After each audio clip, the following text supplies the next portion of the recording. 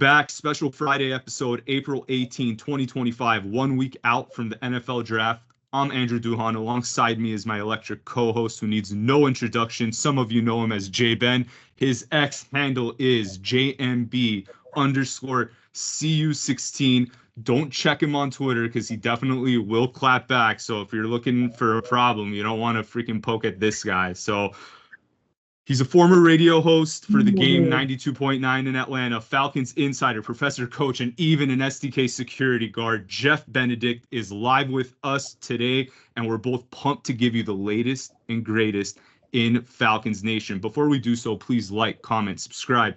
We're on Spotify, we're on YouTube, and we really appreciate all your guys' support. We wouldn't be here without you guys, so we only go as far as you guys do. And thank you for joining us along this flight path. Buckle up and enjoy the ride. Jeff, let's go straight in the latest news this week.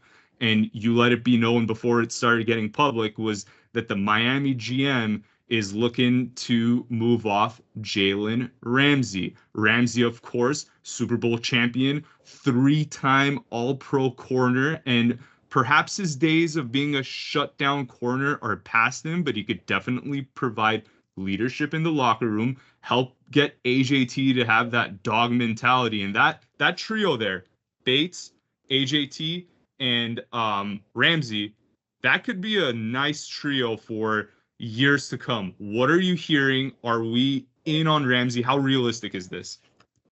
Yeah, so earlier this week, I had posted that the Falcons were not interested in trading for him because the asking price was unrealistic, right? The Dolphins wanted a higher draft pick. I'm sure some of that probably has to do with almost kind of what we've talked about in the past episodes with Kirk Cousins and, willing to how much of that contract do you want the Falcons to eat, would determine kind of the draft pick they would take kind of thing. Same thing with Miami. I think, and you're a numbers guy. I'm not going to pretend to know any of that bullshit.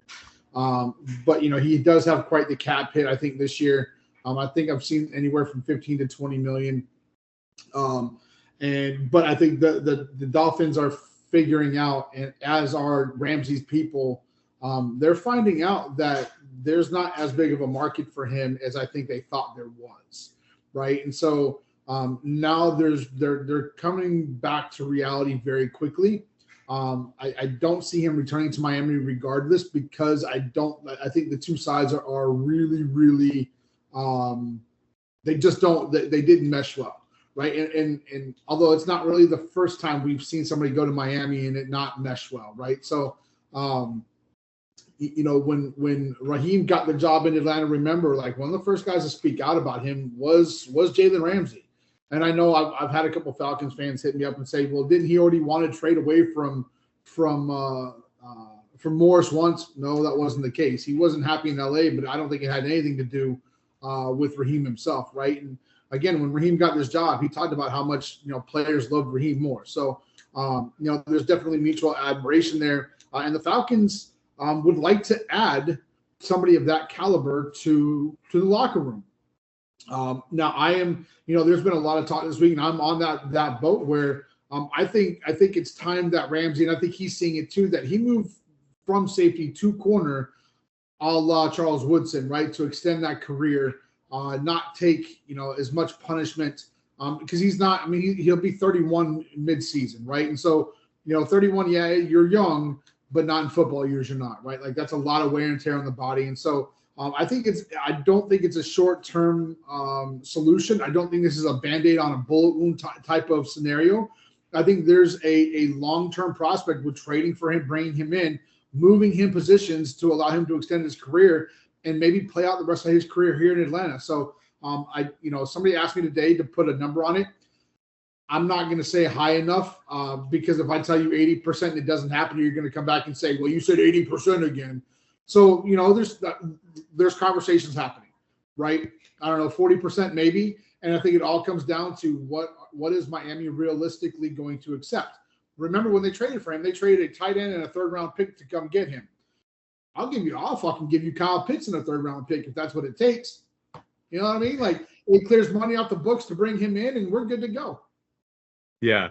And Jeff, you brought up a good point about the financials. So I think Ian Rappaport put it out there that whoever takes on Ramsey, he has I believe, an $18.4 million option that needs to be picked up week one. However, with the way the Dolphins structured the contract, that's actually prorated out. Long story short, the cap hit for this year and next year is actually pretty manageable. I think this year it's around 6 million. The following year is 18 million. Where it gets a little dicey is in the year 3 and year 4 of his current deal. That's where the cap hits get a little bit larger, which hopefully he'll work with us to kind of rework that so it could be realistic that he stays with us beyond 2 years. But to your point, Jeff, when Raw got the job, Jalen Ramsey went to X and he said Raw is one of the best, if not the best coach in the NFL. So that just speaks to what you were talking about right there.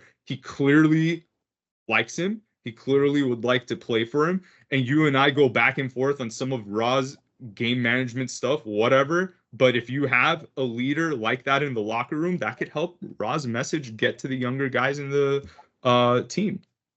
Yeah, no doubt.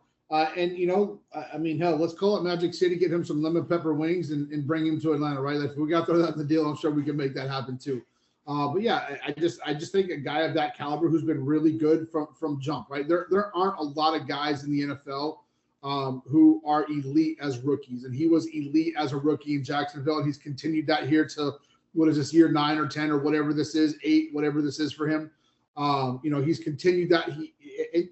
Again, is he 22? No, he's not. Has he dropped a step? Sure. Is he still better than most of the guys in the NFL? Absolutely, right? So, whether he was coming to Atlanta or not, that wouldn't change how I feel about him. He's still an absolute dog, and he's still a guy that if you have the option and you have what they want to bring him to get him, there's not a guy in this draft that you're going to take in the 4th round that's going to be as good as he is for the next 4 or 5 years for you. No way. I don't care who that is. And you can give me the list of guys that the Falcons have drafted in the 4th round, like Drew Dahlman and guys who are no longer here. That's all fine and dandy. None of them have played up to that potential, right? None of them have played to that level. So for me, if you've got to give up a 4th round this year, or you got to give up a 3rd round next year, whatever it is, yes, I even said I would give up a 3rd round in 2026 for him, right? Like I absolutely would, because it's not every day you get to bring a caliber of that guy into your organization. And so for me, I jump at it. To me, it's a no-brainer. For me, it's beyond the production on the field. It's the fact that AJT, he's really good. We saw him lock up Terry, right? Second to last game of the season. Terry couldn't do jack against AJT. However, where AJT struggles, and Falcons fans that watch closely know this, is against bigger receivers. I remember Michael Thomas just having his way with AJT, like if it was not like a year or 2 ago when Thomas like hadn't played for like 2 years, he comes back in and just smokes AJT. I want Ramsey to have like to mentor him, to sort of say like, hey, like no matter what you got to believe you're the best corner in the league. AJT he was already great. In my opinion, he's above a Pro Bowl level, but I think Ramsey could take him to that lockdown, shutdown guy. Yeah, and just having a guy like that in that room, right? I mean, a Super Bowl winner, all pro, is on his way to being a Hall of Fame type player. I mean, he's got to give a couple more years. But the aura that you bring into that locker room, absolutely. You can't pay for that. You can't buy that. You can't develop that. Guys either have that or they don't, and he absolutely has that. Yeah, and for those of you that want to see what the aura is like in the Falcons locker room now, just watch Kyle Pitts' podcast last week when he thought a successful season was getting to the 1st round of the playoffs. I promise you Jalen Ramsey is going to tell everybody anything short of a Super Bowl is a failure, and that's the attitude that we need to have. And if they win a Super Bowl, I'll call Magic City myself personally and make sure everyone on the team gets lemon peppers for life, because we need that, man. But